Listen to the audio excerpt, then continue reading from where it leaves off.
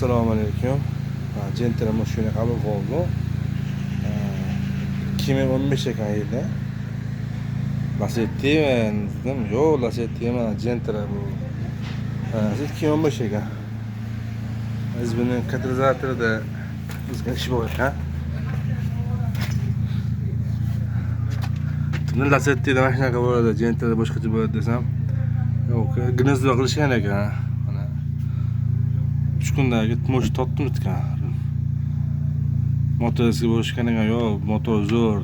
Mana shunaqa go'shtidan chiqadi, aybi deyishgan ekan. Uch ko'raruvchi dedim.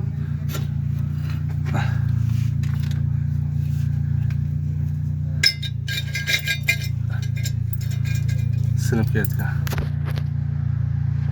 Gnezdo bo'lgandan keyin davleniya kuchi ko'payadi.